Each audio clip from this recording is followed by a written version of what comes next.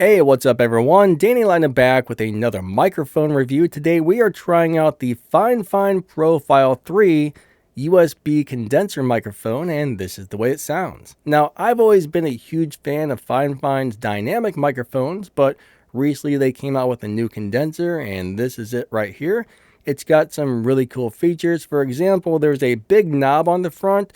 If you turn it to the left or turn it to the right, it changes the amount of game audio or computer audio you're hearing versus how much of your voice you can hear in the headphones. So it's got a built-in monitor mix on it, which is great. On the back, it's got a headphone volume adjustment knob and a microphone gain knob, and the build quality is excellent. It's an all-metal build and it feels great. On the bottom of the microphone, you've got your USB-C port. You got a headphone jack, and there's also a little bit of a switch for a high pass filter. So if you want to cut off some of the low end from the recording, let's just say there's too much bass or there's some low end rumble in your room from something that's running and you want to get rid of that, you can just flip the high pass switch and cut off a lot of that low end. So this is what the microphone sounds like with the switch on the flat position. And now I've flipped the switch, you can probably hear a lot of the low end from my voice has been removed. So yeah.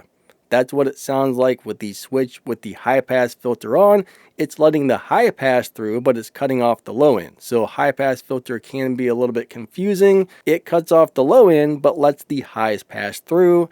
That's why it's called a high pass filter, because it's letting the highs pass. Now we're gonna go ahead and test this microphone for plosives and sibilants. So when I say Peter Piper picked a peck of pepper, do the peas pop? Does the microphone pop the peas? And when I say Sally sells seashells and Spidey senses, Spidey senses, do the S sound harsh and fatiguing? And does Peter Piper pop the microphone? That's what we're listening. This microphone does have a big giant mute button right on the front, so let's test that out. So right now we are not muted, and right now we're going to hit the button, and you're listening to see if there's any popping or click. Unwanted sound that goes on when we mute and unmute this thing. And this is pretty much the deal. So there is a test of the mute button. Now this is the way the microphone sounds when you're right up on top of it. This is the way the microphone sounds when you're right up on top of it. This is how it sounds from about a hand length away, which is a pretty normal place to have a condenser microphone. Or if we're about a hang 10 away, which is also a very normal place to have a condenser microphone. Now if you move back a little bit, it's going to start picking up way more reverb and room noise and stuff like that. So you don't generally want to be an arm's length away from your microphone. I mean, some people do like to be this far away, but I definitely do not recommend ever getting that far away from your microphone. Now we're going to go ahead and do a tap test and see how much resonance this picks up. Like if you were bumping your mic stand or your boom arm, you can definitely hear some low end resonance coming back through. Now this rattles, this particular setup rattles, so I guess this isn't a good thing to test it on. This whole contraption I have the microphone sitting on makes a lot of noise. Now if I tap on the microphone itself, alright, so now we're going to do a keyboard test. So if you have this microphone up on a boom arm and in front of your face, about like you see right here, this is the proper position for a microphone like this. Let's clack on this semi-loud mechanical keyboard, and this is how much this is how much keyboard sound, not microphone sound, this thing picks up. If you were to have the microphone on the desk right next to the keyboard, which I do not recommend, this is pretty much how much keyboard sound you're going to get from a semi-loud mechanical keyboard. Not a really loud one. I think I got brown switches in this, so they don't make that much noise, but this microphone is definitely picking up the keyboard clacks a pretty decent amount from what I can hear. Alright, let's go ahead and test the off-axis noise rejection of this microphone. So let me pull this off of the stand, and we are speaking right into the front of the microphone. Now we're turning it a little bit. Check 1 2, turning the microphone. Check 1 2 1 2, turning the microphone. This is what it sounds like at 180 degrees. And let's go ahead and pull this back around. So check 1 2, check 1 2. All right, so that's pretty much our off-axis noise rejection. And the nice thing is there's absolutely no latency in the headphones. When I speak, I'm hearing my voice play back in real time. There's no delay, there's no echo.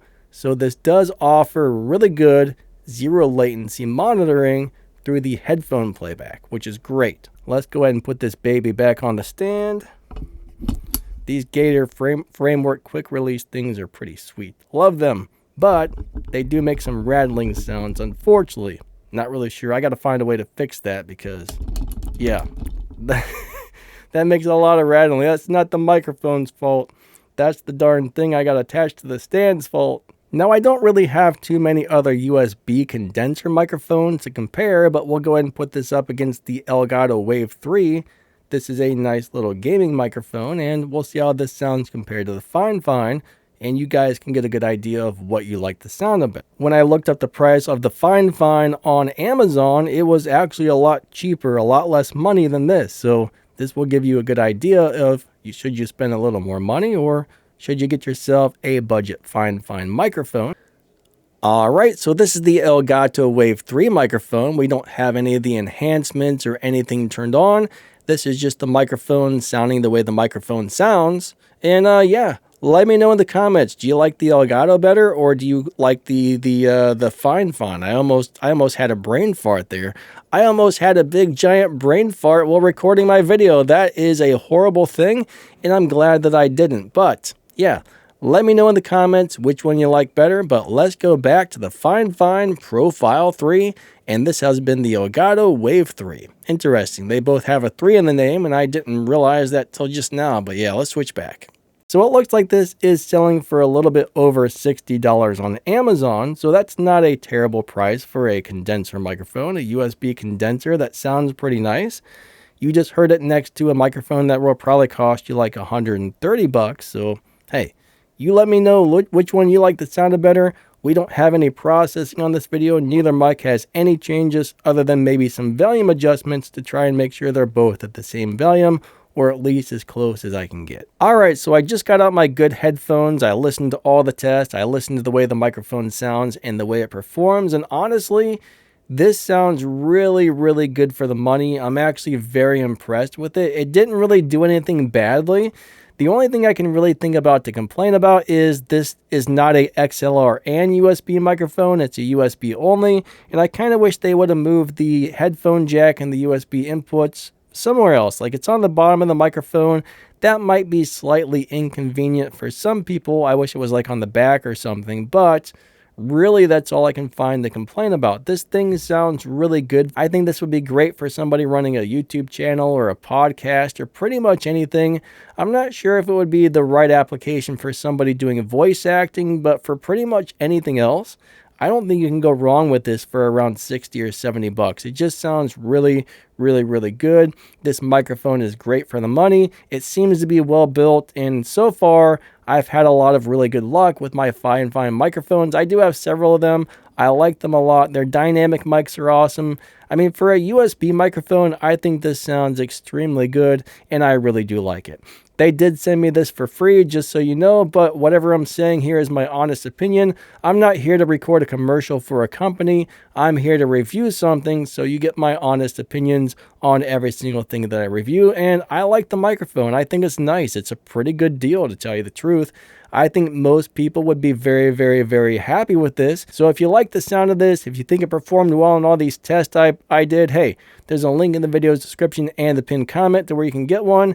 And bam, thanks for watching. Don't forget to like and subscribe, lighten it out, and we will catch you next time. Whatever that was about, I don't know. Huge shout out to my channel members. Thank you so much for the extra support. It really helps this channel keep running and bringing you videos just like this. If you check out the pinned comment or the video's description, you'll see my affiliate links where you can get some really amazing stuff from lighting, cameras, microphones, stuff for your kitchen, stuff to make your room look cool, and all kinds of amazing stuff. And if you enjoyed this video, maybe watch one of these other videos that are just about to pop up on the screen here in just a second. Thank you so much for watching.